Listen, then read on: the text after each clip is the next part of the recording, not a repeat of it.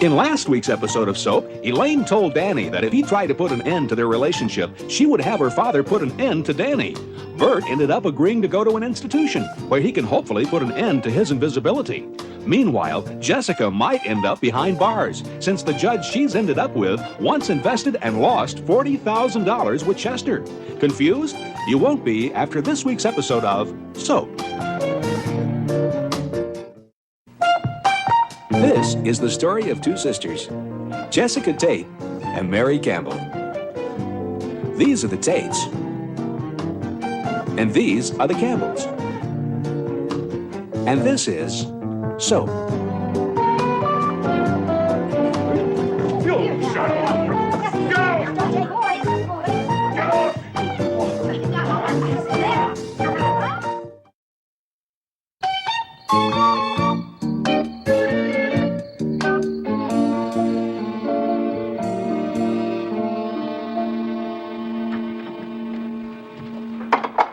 I can't believe it. Danny's bringing home a girl. I'm a nervous wreck. Mary, what are you nervous about?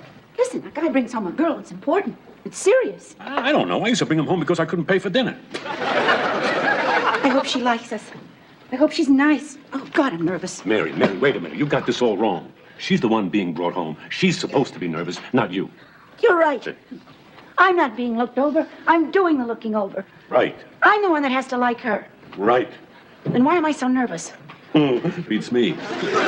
Doc, there is one thing. This is obviously someone Danny likes a lot. Someone special, you know? So I think we ought to get to know her a little longer before we spring certain things on her. Like what? Like if you get the urge to become invisible, for example. I think that you ought to get to know her before you let her see you do that. Oh, well, yeah, of course. You know, I suppose I shouldn't tell her about being committed next week either. Oh, it's them. It's them. Gee. Hi. Mary, Bert, what are you doing? Open the door. Mary, I hate to be the one to tell you this, but it's a guy. What? Must be contagious. Danny's as gay as Jody. He's with a guy. Bert, what are you talking about? Open the door. Okay, then you'll see. Now, oh, just don't scream. I'm in Fruit City. What are you, fruitcake? Get your hands off me! Bert, you let Bert, take it easy. He's a bodyguard. What? Yeah, you see, Elaine's father, he worries about her, so she has a bodyguard. And I thought I was overprotective. Do we get to meet her, or does she just wave from the car? No, she'll be right in. Dan, have you slept with her yet? I mean, because when you do, what happens with the gorilla? Elaine, this is my mother, Mary Campbell. Hi. This is my stepdad, Bert Campbell. Yes, hello. Mom, Dad, this is Elaine Lefkowitz. Jewish. What up? Nothing. I love Jewish people.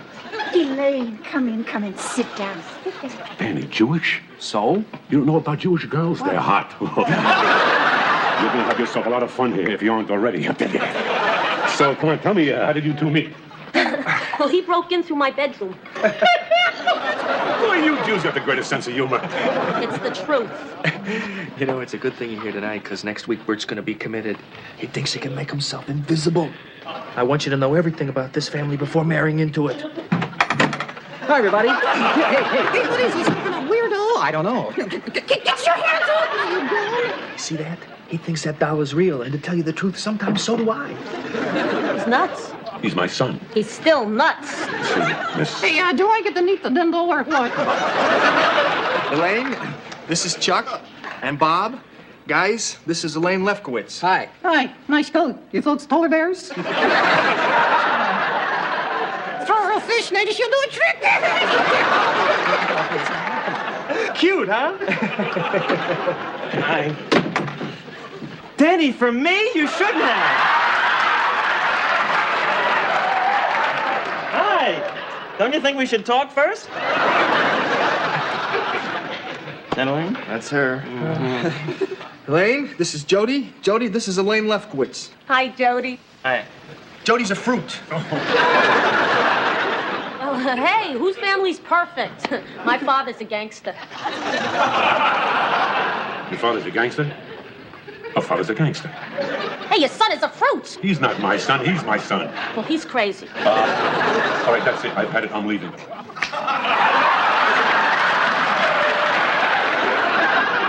Now he's invisible. Oh, my God, this is a zoo. So, you want to change your mind?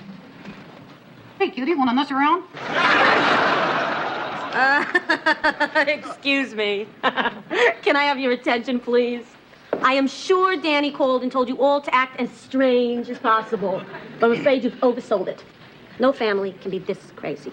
So, like it or not, Danny's little trick didn't work, and we're going to go ahead with our plans. What plans?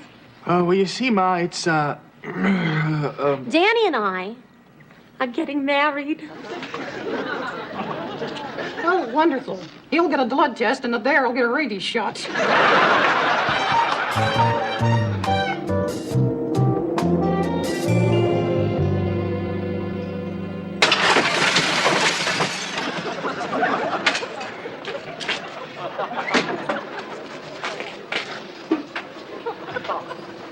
I don't know, Father. I just don't think this retreat is working. I mean, I still think about her. In fact, I think about her more here than I did back home. But that could be because I need something to keep my mind off this cold. Listen, I know we're not supposed to ask for signs. We're supposed to go on faith. But do you think you can give me a sign anyway? I mean, just something to let me know I'm on the right track. Tim. My God, is this the sign? Tim. Corinne, how did you get here? No one could get here. This place is totally isolated. Oh, it wasn't easy, let me tell you. I had to hire an Indian guide to help me up the mountain, and halfway up he quit. It's below zero out there. It's below zero in here. Tim, is this where you live? Yes, Corinne, you can't stay here. You can't stay here either. It's freezing. Now, there's a beautiful hotel down the mountain in Banff. You'll love it. There's fireplaces and room service. Let's go, Tim. Corinne! I came here for a reason, remember? To forget you. Have you? No. Good. Father Tim. Oh, it's a vision. Father Tim, a vision. Oh. Corinne, get out of here. In 1 minute, that guy's gonna be on the phone with Rome and they'll declare a new saint. Now go. Go? After what I went through to get up here? You think it was easy? I mean, I buy a new outfit, and I travel to another country, and then with my history of dizzy spells, I climb a mountain with an Indian who has not seen a woman in 3 years. And I finally get here, and you say, go? Forget it. You've got yourself a roommate. Listen, Corinne, I came up here to get over you, but it's not working. But I have to see it through. I have to finish it. So please go, and I'll see you when I'm done. It's not working? No. She smiles. I'm a priest, probably in love with a woman, and she smiles. In love? Corinne, please, go. Okay. No, the way you came. Okay. Hurry. But I'll be down at that hotel. She was here, she was. It was a vision, right, Father Tim? She was a vision, all right. But she's gone now. The Lord giveth, the Lord taketh away. Yeah. Maybe I've been on the mountain too long.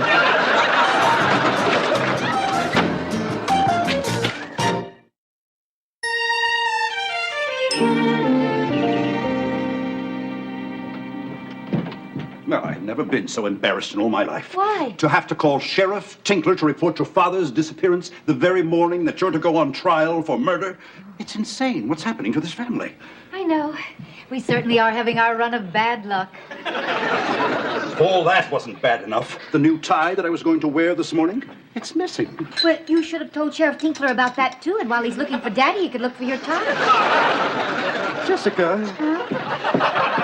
Well, I've checked around and none of the neighbors have seen Grandpa. Some say they hope they never do, and 3 say if they see him, they'll kill him. Jessica, when your father left last night, did he say where he was going? Oh, Chester, you know it doesn't matter where he says he's going. You remember the last time he said he was going for a walk and he overpowered the driver of that Lowenbrow beer truck and claimed it for America? Well, maybe Benson knows where he is. Where's Benson? Mother, is that what you're wearing to court? Well, yes. Well, I don't know about that dress. I mean, I think what you want to do is wear a color that's the most sympathetic to the jury. Jessica, where's Benson? Black should do it. I mean, widows wear blacks to funerals and look how much sympathy they get. No, I think black is too depressing. Eunice, Jessica, Benson. What about Benson, dear? Where is he? I don't know, Chester. Perhaps he's with Daddy in your new tie. Benson, where's the Major? How am I supposed to know? You look wonderful, Benson. Thank you. Benson, you know the Major gets in trouble. You're supposed to watch him. It ain't my job to watch him. Now, the only thing I got to watch around here is what's cooking in my oven. You want me to watch him? You put him on a platter with a lot of little potatoes on it. You know, Jessica, it's a good thing I'm not a bigot, because if I were, I could say a few things right here. Like what? Beige. You should wear beige. Beige is the perfect color, Mother. Benson, I think I tied this wrong. That's my tie. That's right.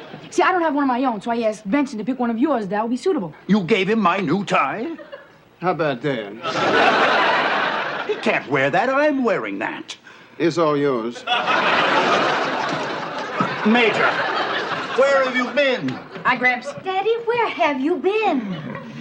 Chester, he's not answering. I can see that, Jessica. But he is smiling, so wherever he's been, it was nice. I think I am in love. Chester, Daddy's got a girlfriend. Oh. Where did you meet her, Daddy? I met her in the cemetery. I go to see my old friends there. I have lots of friends there. And there she was. Sheba Pfeiffer. That's her name. And I'm in love with her. Sheba Pfeiffer. Sheba Pfeiffer. I don't think I know the family. Where did you spend the night? Colonel, as an officer and a gentleman, you shouldn't even ask that question. But this is the real thing. This is it. I haven't felt like this since my dear departed beloved wife, whoever she was. Benson! I need you up here. Jessica, come on out of there. Jessica, this is a murder trial. It's not a party where it's chic to be late. I'm not going. What do you mean you're not going? I'm not going. You're not going at all? I'm not going at all. I see. You know they'll put you in jail for this, Jessica. Jessica, I'm not going to let you do this to yourself. Well, I'll have to break down the door. Stand back, Jess, because the wood is going to fly. Nice work, Clint.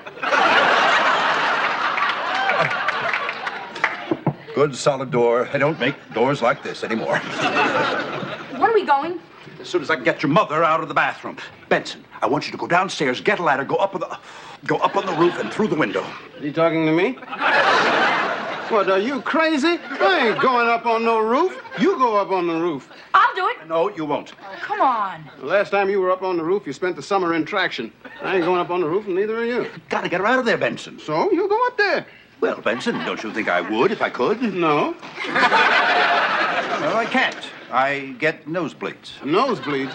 I'll give you nosebleeds. All right, I'll do it. No, Benson. I don't want you climbing on that roof. It's dangerous. Well, I'm going to have to go up on the roof if you don't get out of there. So if I go up there and break my neck, it'll be on your head. Thank you. Don't be afraid, Jess. You won't be found guilty. Malou is the best. Oh, I know that, Chester. And I'm not really afraid of that. What are you afraid of? Well, I can't tell you. Think I'm crazy. No, I won't. I'm afraid for the trial to be over. What are you, crazy? Why, Jess? Because it's brought us close together. We're close now, Chester. We talk, we laugh, we drink wine. We spend our evenings together and our weekends together. It's been just like a honeymoon, Chester. Well, that's the way it usually happens, Jess. It generally takes a crisis to bring people together. But it's just been so wonderful. I don't want it to end, and I'm afraid that when the trial's over, it will. But why? No. If I'm found innocent, then the crisis will be over, and we'll just go back to being strangers. And if I'm found guilty, it'll definitely be over because I'll be on death row. That won't happen, Jess. I won't let it, I promise. Really, Chester? Really, Jess.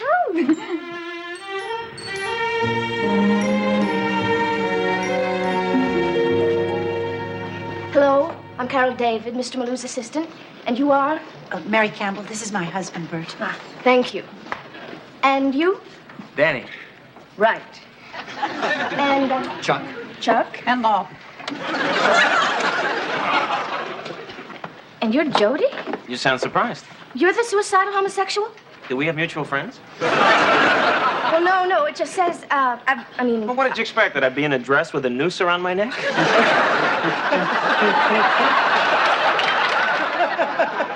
I'm sorry. I guess what threw me is you're just so adorable.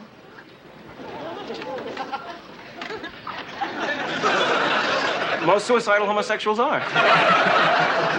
Listen, when court adjourns for lunch, give me a chance to start off on a better foot.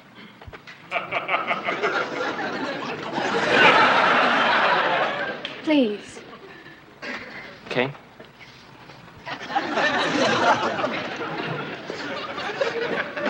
Hear ye, the court is now in session with the Honorable Anthony Petrillo presiding.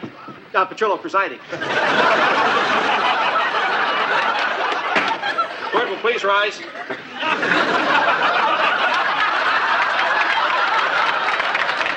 All right, everyone be seated.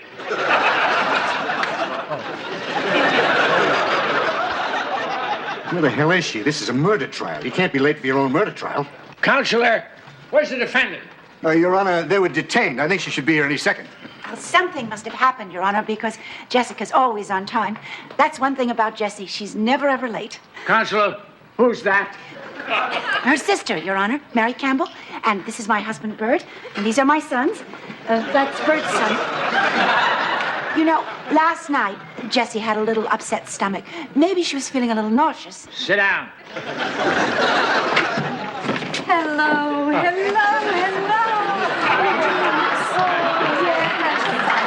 Sorry, I kept you waiting. I'm sorry, Your Honor. But we simply could not find a parking spot outside. I thought surely there would be one reserved for the defendant, but there wasn't. Everything was marked official parking only. And Chester said, this is just another example of the idiotic inefficiency of the judicial system. Is this my jury? Oh, hello. Mrs. Tate. Mrs. Tate. Will you, please sit down? Nice outfit.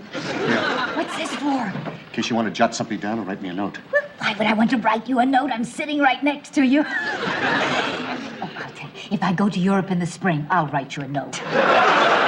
Counselor, are you ready? Yes, Your Honor. Is it all right if I doodle? Yes. Oh, look who's here. Hello, Mr. Franklin. Mrs. Tate, do you realize... Judge, hold that thought 1 minute. We'll get right back to you. Now, don't you think it's silly for all of us to sit at two big tables? I mean, it creates an almost antagonistic atmosphere. Sort of them versus us. Don't you think it would be better if we all sat at one large table? Much warmer and friendlier than... Mrs. Tate, I've endured your stalling tactics long enough. Counselor, please. All right, Mr. Franklin. You can begin your opening statement. Thank you, Your Honor. Ladies and gentlemen of the jury, we have here an unusual case. Unusual in the sense that this being a small town, the defendant is familiar to most of you. You must, however, I repeat, you must divorce yourself from any previous opinions you may have of the defendant, and instead pay attention only to what you hear in this room. And what you will hear in this room, ladies and gentlemen, is, I'm afraid, a chilling story of how a wife and mother, cold-bloodedly, methodically, and with malice aforethought, committed murder. Oh, a mother? How awful. Yes, ladies and gentlemen, it is true, and I will show you how Jessica Tate, an angry, spurned, frustrated woman, What? with hate in her heart, in cold blood, murdered Peter Campbell. Oh, please.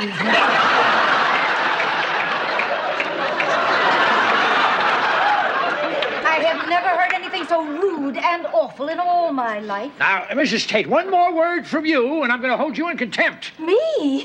Well, if there's any contempt around here, it's coming from him. I have never heard anything so contemptible in all my life, and I am not going to stand for it. I'm going.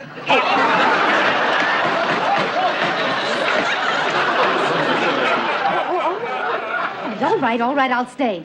But I must warn you, if you continue in this manner, I will not come back tomorrow. Go on now, but be nice. The prosecution will attempt to show, ladies and gentlemen. Will Danny marry Elaine? Or will he choose the carefree life of a bachelor and have his head blown off? Will Father Tim leave the retreat to see Corinne? And if he does, will they make him pay for the window? Will Jessica be found guilty of the heinous crime that Franklin has accused her of? And what does heinous mean? These questions and many others will be answered on next week's episode of Soap.